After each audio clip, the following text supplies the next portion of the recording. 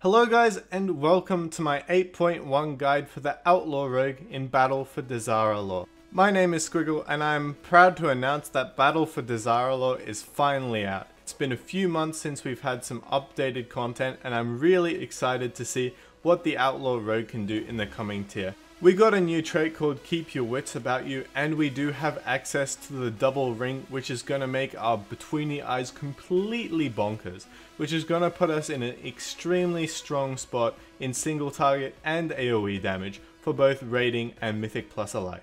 In this video, I'm going to go through what you need to do to surpass on the Outlaw Rogue, including what to do in terms of talents, gearing, and Azerite trait optimization, as well as what you need to do in single target and AoE situations in order to pump out the top DPS that you can. On top of this, I'm going to go over what simulations that we have right now and what I reckon are going to be the best trinkets coming into the next tier. Lastly, I'm going to have a few macros which are just going to make this class a lot easier to play, especially for beginners who don't like to swap things around too much. So without further ado, here's my Outlaw Rogue guide and enjoy. So first off, I'm going to go over the simulations for the Outlaw Rogue in 8.1. Now, first off, I wanted to say thank you very much to Hero Damage. You've always been there for me with my big boy sims, and you've always shown me the way coming into a new tier. So, first off, we are going to be looking at what we are going if we are doing the default route. So this is going to be more of a between the eyes build, as you can see from most of these things. So first up, the Deadshot is going to be our best trait if we are running Vigor, and the second best trait is going to be Ace Up the Sleeve, which is going to be run with Deeper Stratagem. Of course, Ace Up the Sleeve is slightly worse if you are not running the Deeper Stratagem. So if you're running a combination of these, then you might want to consider running Deeper Stratagem or Vigor for certain situations. Now, another one that I wanted to go over quickly is the Treacherous Covenant. Now, this one only works if you are above 50% HP, so it is not exactly that necessary in progression rating. This means that if your healers are finding it a little bit hard to keep up in certain situations, then Treacherous Covenant is not going to give close to what the sim is actually showing. Now, of course, we are going to quickly look at the Slice and Dice method. Now, of course, this is going to take out a little bit of RNG in our build. However, we do not have access to the extra damage in Between the Eyes with our Shark Infested Waters buff. Now, of course, I do not recommend that you guys go Dagger in the Back. Even if you think that you can be behind your target, most of the time, it just isn't worth it. This means that Dagger in the Back and Treacherous Covenant are going to have a few fallbacks, which make it slightly less usable in raiding and Mythic Plus alike. So now we are going to have a look at what Azerite traits are going to be simming best for our Roll the Bones build. Now, first up is going to be Dagger in the Back, followed by Ace Up Your Sleeve, Treacherous Covenant, and Deadshot. However, the main thing to remember with these ones is that Dagger in the Back and Treacherous Covenant give a flat amount of damage per rank. However, Ace Up Your Sleeve and Deadshot actually get more valuable in rank as you get more of these points. For example, your Between the Eyes at base is not worth using unless you do have this Shark Infested Waters. However, as soon as you start to get one of these traits, it gets more and more efficient to use every time you get the trait. So eventually there may be a time when you use 2 Ace Up the Sleeve as well as 3 Deadshot traits in order to maximize your damage in a single target and AoE environment. Now down the line, this is actually going to change whether you use your Between the Eyes or whether you use your Roll the Bones in certain situations, so make sure to check out the APL and the Rogue Discords to keep updated on these if you want to maximize your damage. Now, it is also worth mentioning that Keep Your Wits About You is a fantastic trait when it comes to AoE situations. Of course, it gives you a slight amount of increase when it comes to single target damage. However, as soon as you get a second target within your vicinity, this is going to just skyrocket above all of the other traits. And I recommend that any fight with 2+ targets, you run one of these traits at least, and you run it all the time whenever you do Mythic Plus. However, I will say that in terms of AoE, this trait does not stack. It is recommended that you run one maximum. Next up, we are going to have a look at what SND is going to be running in the same way. Now, obviously, Treacherous Covenant and Dagger in the Bag are going to be our strongest, as well as Paradise Lost being our third strongest. Now if you are running this for Mythic Plus, I recommend that you steer clear of Treacherous Covenant and Dagger in the back. However, if you're on top of things in terms of what damage you're taking in, Treacherous Covenant should be fine to run in some raiding scenarios. However, what I do recommend that you run in Mythic Plus is you run 3 Paradise Lost as well as 1 Keep Your Wits about you. Next up, I wanted to just gloss over what we are going to be running in terms of talents on the Outlaw Rogue. Now, at default, we are going to be running Quick Draw, as well as Vigor, Alacrity, and Blade Rush for our single target scenarios. Now, of course, if you have 2+ Ace Up Your Sleeve traits, you want to be running the Deepest Stratagem at all times. Of course, this is going to be slightly differently when you get to Mythic Plus scenarios where you want to be using your Mark for Death. Now, of course, down the line, it doesn't really matter too much what you go, and as you can see here, running 3 Ace Up Your Sleeve with the Mark for Death is going to be roughly 1.5% less than if you were running these as Deadshot. Now, although this doesn't seem like much now, it is important when it comes to trait stacking that you guys min-max these traits and know what you're doing. As for our Slice and Dice build, of course, we are going to make sure that we are taking Slice and Dice instead of Alacrity in this row. And of course, after this, and of course, even though Mark for Death seems 1.6% behind this, whenever you have targets dying, it is very important that you guys are running this Mark for Death and make sure that you are making the most use of it, marking targets just before they dying, and getting a lot of combo points that way. Now, if you are new to Rogue, I'm just going to go quickly over what other talents you can be running when you are doing the raiding and Mythic Plus. Now, for the first tier, I 100% recommend using the Acrobatic Strike. Having extra range on your melee abilities is extremely good for you and all of the melee around you in both raiding and dungeons. However, Retractable Hook may be good for certain scenarios in raiding, allowing you to do mechanics more frequently if needed. For example, on Fetid Devourer, if you had not that many melee, which saves you from getting knocked too far around the platform and allows you to get to where you want really quick. Last but not least, Hit and Run. This is okay. However, in terms of a utility talent, I really feel like the other two are just better at getting you where you want to go. Up next, we are going to have a look at Iron Stomach. Now, this is essentially only good for world questing and, leveling. It is not that necessary when it comes to endgame content. However, I recommend running Cheat Death in about 90% of situations, especially in Mythic Plus. Just being able to save a B-Res in your raid group or Mythic Plus group is extremely valuable and allows you to play a little bit more recklessly or selflessly if you do want to play that way. Next up, we are going to have a look at Prey on the Weak. Now, Prey on the Weak is essentially a set and forget for most scenarios. This gives you extreme damage in Mythic Plus. However, there are implications for something like Blinding Powder, allowing you to CC something in raid if needed. However, in most scenarios, you can generally get a monk, DH, or something to do this, so it's not really necessarily your job. So don't stress about it too much. Now, of course, it is time for me to go over a quick explanation of what we do in terms of talents when it comes to our AoE situation. Now, the only things that really change up are we change out Mark for Death and Killing Spree in certain situations. For example, in certain Mythic Plus dungeons, you will want to go with the Killing Spree and Mark for Death. However, in certain scenarios, it may be suicide to go Killing Spree. Killing Spree can often put you in a very precarious spot, which can either proc your cloak, your cheat, or just straight up kill you. So for 70+% of scenarios, I recommend that you guys go Blade Rush. If you feel like you have the ability to go Killing Spree in a large AoE key or a large AoE fight, then I recommend doing so. And of course, the Mark for Death is essentially going to be something that scales with how many enemies are dying around you. So look at these large pools where you can get multiple casts of the Mark for Death to make good value out of it. And of course, remember that when you're using Vigor or Mark for Death, that Deadshot is going to be stronger than Deepest Stratagem.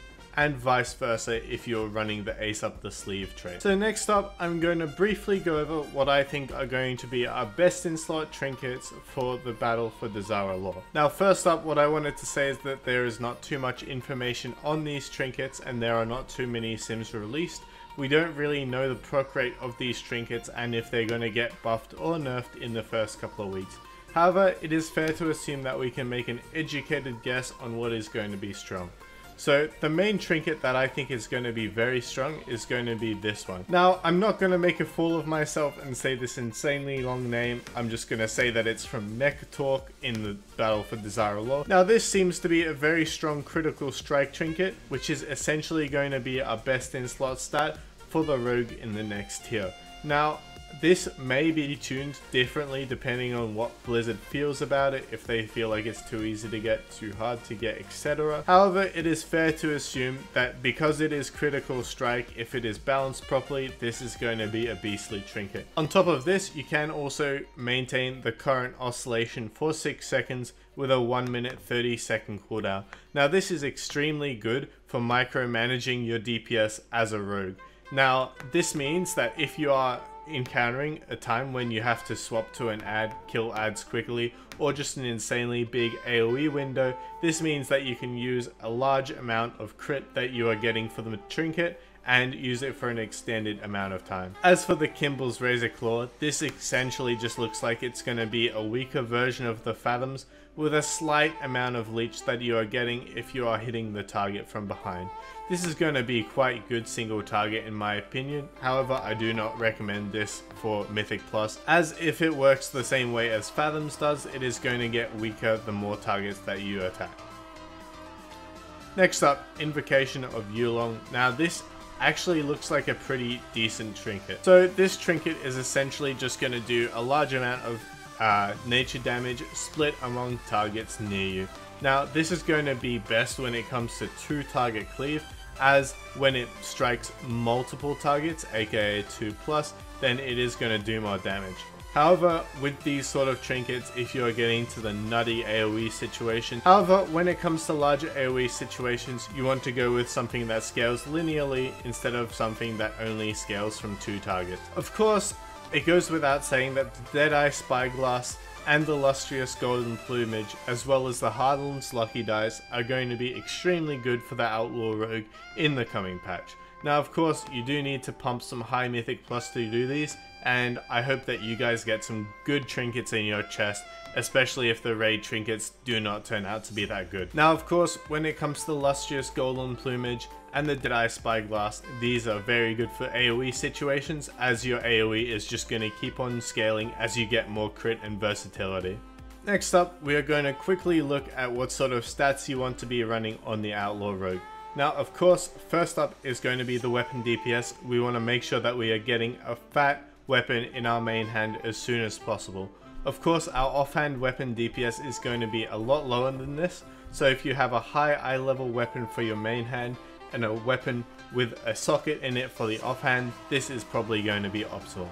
On top of this, our agility is going to be going up slightly because we are not going to be running the Archive of the Titans anymore. After this, versatility and critical strike are going to be quite close in this sim, as our chest is using Brigand's Blitz instead of a dead shot or ace up the sleeve. I recommend that if you guys have 3 traits that involve the between the eyes, that you guys stack crit for as long as you can. However, if your sim is telling you to go for other stats, it is always changeable down the line. After this, we are going to see that haste is going to be at 1.62, again slightly devalued because of Brigand's Blitz, and lastly our mastery is going to be at 1.41. Essentially, we want to get our haste to a point which is comfortable.